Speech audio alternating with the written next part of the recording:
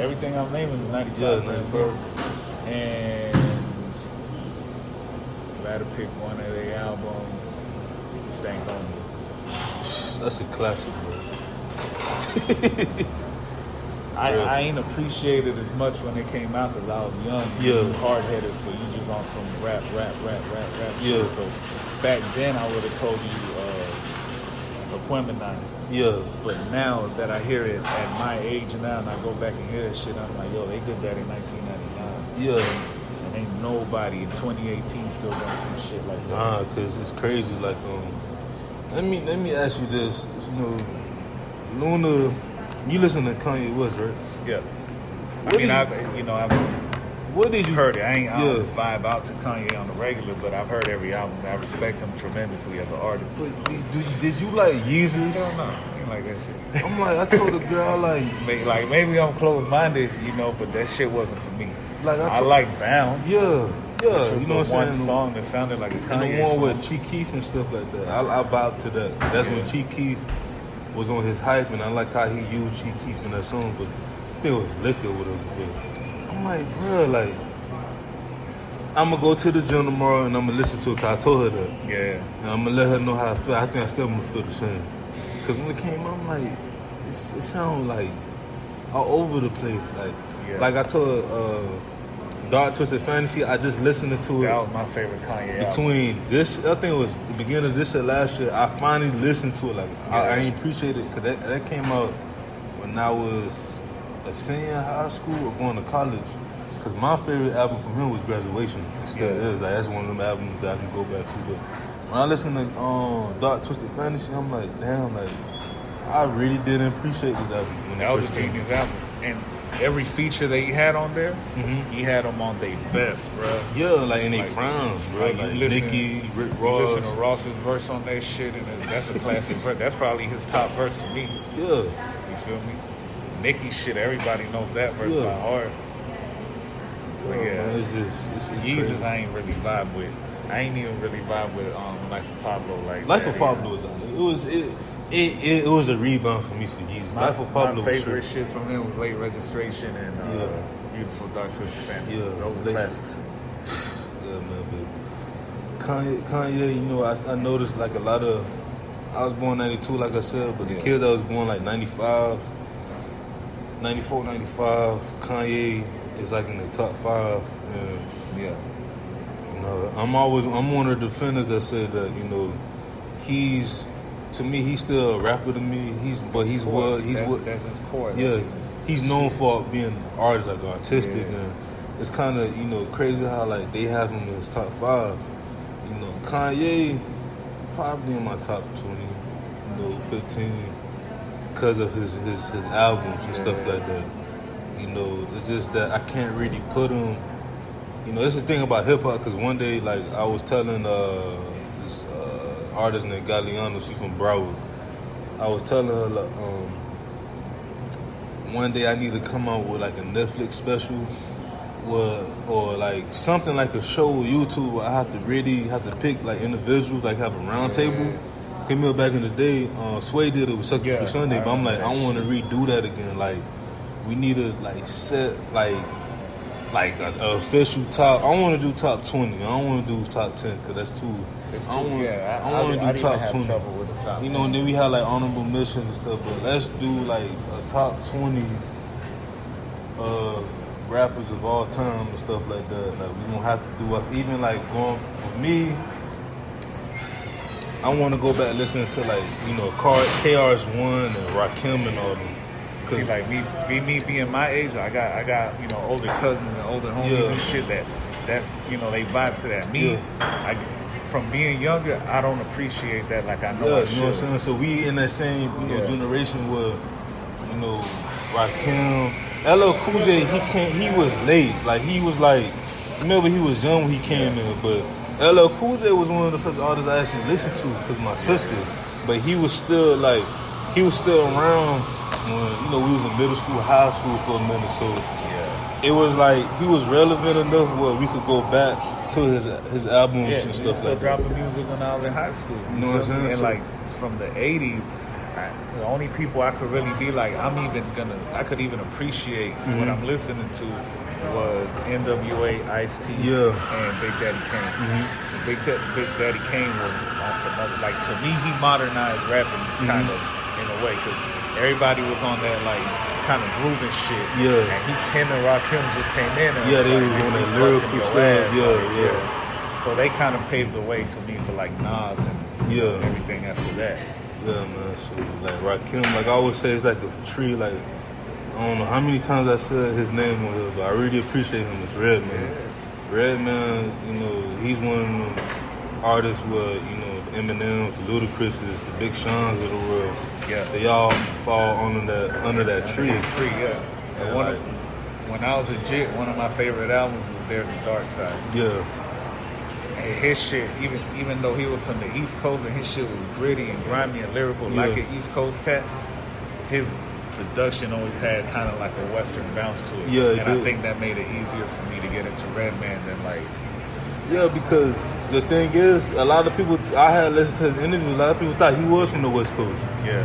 But with Redman was the fact that, one, you got to remember too, because even artists to this day that's from like Jersey sound is different from the East Coast. Like they sound, they have this, he sound like he's from down south. I thought he was from like Atlanta somewhere. He's from Jersey, you know what I'm saying? So like all the artists have a different, like they have a different like sound. Like it's a unique sound that they could relate to everybody. You feel me? So it's just like, that's why I say like Redman. I feel like you could play him at like a Miami party, like songs. You picked the right song, Yeah. Like I think if I had it growing up in Miami, if you had to play a Redman, if I was a DJ and I had to play a Redman song, I'd either play I'll Be That. Yeah. That was big in Miami. I remember that shit. I was in middle school for that. So I remember that shit was on the box every 5 minutes. Every other video was I'll Be That. I'll Be That. And he had another one a couple years after that shit that was pretty big, but I can't remember the name of it. I mean, besides the shit with Method Man. Yeah. The Black Eye album classic. He had another one. I can't remember what it was. Yeah, man. I remember when I'll Be That came out, everybody down here was on that shit. Yeah. Like same thing I could say even with like DMS could, his sound, you know, for a New York nigga, like you could play him. Yeah, you could play him anywhere in the South. Like, you know, I remember elementary school especially, like when he was in his prime, like the the first 3 albums, you could play any of that shit. But what I like to ask people this, where you see yourself out of 10 years from now? Where I see myself out of 10 years, still working, still grinding. You know, definitely in a better position financially, in a better position to be able to do shit for people. Ideally, goal-wise, dream-wise, you know, too busy touring. I'd probably have to phone shit in, you know what I'm saying? But that's my main goal. As an artist, I'm definitely working towards, you know, touring full-time. Yeah. Because I love to perform, you know what I'm saying? And that, like, I don't drop as much music as some other people do, you know what I'm saying? Like, Tunnel Vision was 2015, The Different Cloth was 2017, you know what I'm saying? Now, I'm actually going to try out something new just from, you know, streaming and the way shit's going. But my live shows has always just kept me buzzing. I could go 2 years damn near without dropping a project. My live performance is what had me still buzzing, you know what I'm saying? 'Cause people see me on stage, people know me, let's say, they see me perform for the first time and they can't believe that shit because I'm quiet. You know, I'm real laid back. When your birthday? July 15th, Cancer. Yeah, you Cancer. Yeah, we Capricorn. We opposite signs, but we got the same. Yeah, so I'm real quiet, real laid back. I just observe everything. But when it's time to hit the stage, that shit, I'm shut it's over. Down. Yeah, man. But that's what's up, man. I appreciate you, you know, being, you know, coming on the show. We definitely have a part 2. For sure. There's a lot more we got to talk about. But before we officially end it, you have any shout outs, you know, any things coming out? I got a second single, Free, coming out, you know what I'm saying? Should be dropping by the time this podcast is out, but this episode's out, that'll be out, you know what I'm saying? I'll have the video coming shortly after that. You know, I want to give a shout out to Kat and my little baby. Everybody knows. You feel me? She's always wherever I'm at. She's there, except today. She hooked on that PS4 right now. Oh, she what games y'all playing? That shit was for her. That's for her, bro. She's on Gran Turismo right now. Okay. You know what I'm saying? She a gamer, low key. Shout out Art Morera that we saw earlier. Shout out, EFN for just showing me the game. You know, like when nobody would even really talk to me. You know what I'm saying? Shout out to you, for reaching out and shit. I've been following your grind for a minute, so I had to come and do this shit, man. And shit, shout out to everybody who's listening. You know what I'm saying? We talked for a minute. Yeah, we're about almost 2 hours. Yeah, so almost 2 hours, man. I'm grateful, you know what I'm saying, that people even care what we had to say and shit.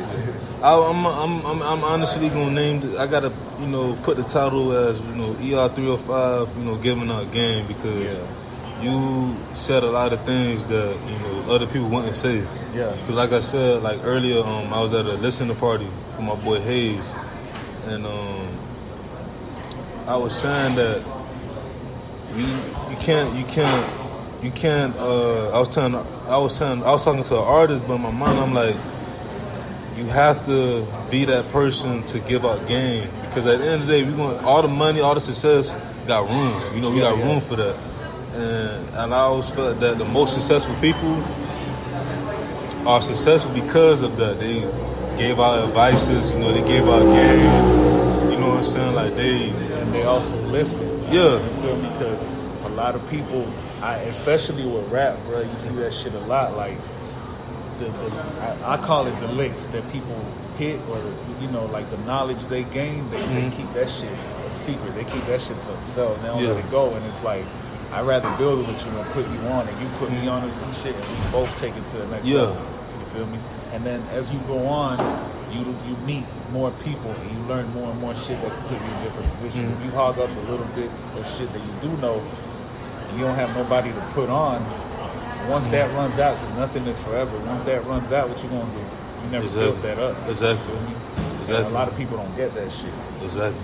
Like the music shit, bro. Like I've been through this shit. You feel me? All independently too. So every high moment, I felt like it was raw. You feel me? I felt it. Every low moment, I had to take that shit on the chin by myself. Whether it was a financial loss, whether it was shit that fell through. Somebody selling me out on some shit they said they was finna do.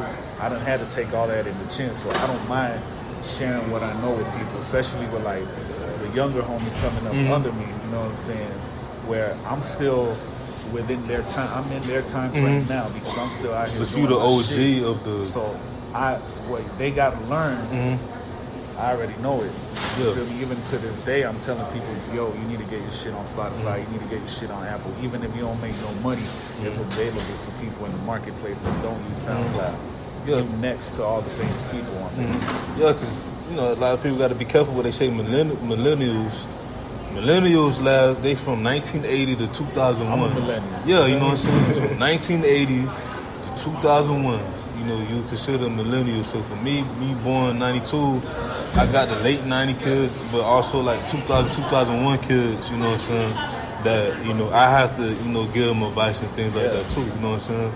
I feel like I'm stuck in a weird position almost because, I'm halfway in through what they call a millennial. Like you said, it's 80 to 01. So I'm 87, I'm damn near in the middle. Yeah, so you in the middle, I could guide the younger, generation that's coming in after us.